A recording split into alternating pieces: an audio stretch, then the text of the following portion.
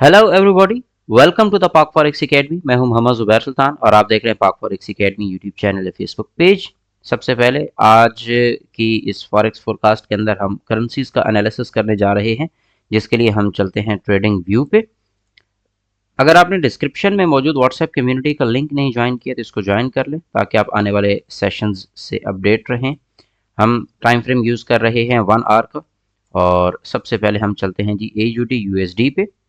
AUD USD को अगर हम यहाँ पे अपनी प्रीवियस फोरकास्ट के अकॉर्डिंग देखें तो यहाँ पे इस लिक्विडिटी को उठाने के बाद मार्केट दोबारा से इस जोन में कंसोलिडेट कर गई है। अब इस कंसोलिडेशन में मार्केट ने यहाँ पे दोनों साइड से लिक्विडिटी उठानी है और फिर उसके बाद अपना अब नेक्स्ट मूव देना है, जिसमें पॉसिबल डायरेक्शन जो है वो बाय साइड की हो सकती है। लिहाजा AUD USD के अंदर जब तक दोनों साइड की लिक्विडिटी क्लियर नहीं हो जाती आप इसमें कोई डायरेक्शन नहीं देख सकते। इसमें आप with the help of demand and supply, जो मैंने आप लोगों से ब्रेकआउट स्ट्रेटजी शेयर की थी, उसको यूज़ कर सकते हैं ऑन 15 मिनट। नेक्स्ट हमारे पास है जी GBP USD। GBP USD को अगर हम यहाँ पे देखते हैं तो GBP USD लास्ट टाइम हमें यहाँ पे ये एक इंक्रीजिंग सप्लाई दे गया है। ये हमारे पास इंक्रीजिंग सप्लाई और उसके साथ साथ अगर मैं यहाँ पे डिमांड को देखूं तो डिमांड डिक्रीजिंग आ गई है।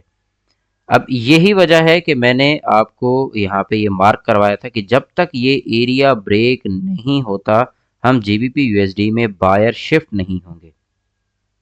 और उसके पीछे वजह क्या है? एक तो हम स्ट्रक्चरली इस जगह से यहाँ से सेलर थे और इसमें इस जोन से हमें एक सेल एक्सपेक्टेड है। अब अगर हम फर्दर कंफर्मेशन लेना चाहते हैं तो अप टू दिस एरिया 1.2259, इस एरिया को market break and close they with increasing demand, then हम स्ट्रक्चरली 1 2 3 और फिर इस एरिया के ब्रेकआउट के बाद बायर शिफ्ट होंगे। बट चूंकि ये एक रिवर्सल पॉइंट है और ये बहुत मेजर टाइम फ्रेम का रिवर्सल चल रहा है, लाइक आप H4 देखें तो ये भी सेल है, आप डे देखें तो ये भी सेल है। तो ये चूंकि एक बहुत मेजर रिवर्सल पॉइंट है, दैट्स वाई ये GBP USD मुमकिन है कि अगले 4-5 दिन भी आपको कोई ख़ास ट्रेड ना दे। नेक्स्ट आगे बढ़ते हैं, हमारे पास है जी USD JPY। USD JPY में हम अपने एनालिसिस के साथ कंटिन्यू रहेंगे कि जिसके अंदर हमने ये कहा था कि यहाँ पे एक सेलिंग एक्सपेक्टेड है।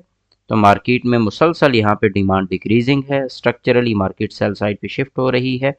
ऑल्दो ये हमारा एक थ्रेशोल्ड एरिया है, जब तक ये ब्रेक नहीं होता हम एक लॉन्ग टर्म सेलर नहीं है। इसमें ये जो हमारा रिट्रेस का क्राइटेरिया 50% सेलिंग और वो सारी चीज़ें चल रही हैं, बट लॉन्ग टर्म के लिए USD JPY में जब तक ये एरिया ब्रेक नहीं होता हम सेलर नहीं है। पॉसिबली आज के दिन में आपको इस एरिया का ब्रेकआउट मिल सकता है।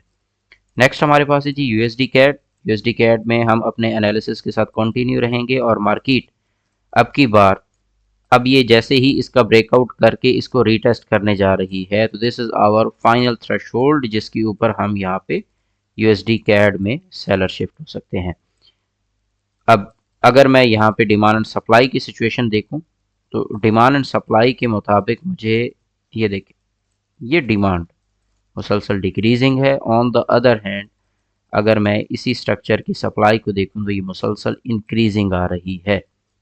इसके इंक्रीजिंग होने की वजह से स्ट्रक्चर जैसी शिफ्ट होगा हम यहाँ पे सेलर बन जाएंगे। नेक्स्ट आगे हमारे पास है जी गोल्ड। गोल्ड में मैंने आपसे दो रेफरेंसेस शेयर किए थे कि मार्केट यहाँ से पॉसिबली ये अप, ये डाउन और उसके बाद ये इंटरनल स्ट्रक्चर में अप जा रही है। अब एक बात को आप समझें कि ये जो आपके पास सेल है ये इसका इंटरनल बाय जा रहा है। अगर ये मेजर टाइम फ्रेम का बाय होता तो ये यहाँ से डायरेक्ट बाय जाता, लेकिन ये जो इंटरनल स्ट्रक्चर बना के जा रहा है ये इस सेल का रिट्रेस है।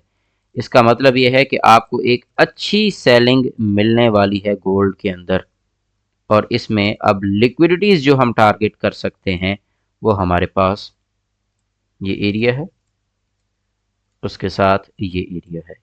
इन दो में से एक लाजमी उड़ने वाला है। अब आगे देखें, on the basis of demand अगर आप देखते हैं तो ना होने के बराबर ख़त्म होती जा रही है, सप्लाई को देखते हैं तो वो इंक्रीज होती जा रही है।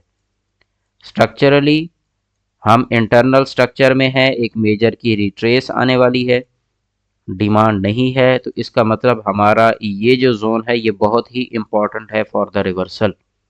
इसमें मार्केट इस एरिया से भी रिवर्स हो सकती है लिक्विडिटी उठा के, बट ओवरऑल ये जो आपके सारे का सारा इंटायर जोन है, इस जोन में आपको अपोज ट्रेड मिलने के चांसेस बहुत ज़्यादा हैं बनस्पत कंटिन्यूएशन के। नेक्स्ट एनालिसिस में मुलाकात होगी, अपना ख्याल रखिएगा, टेक केयर, अल्लाह हाफिज़।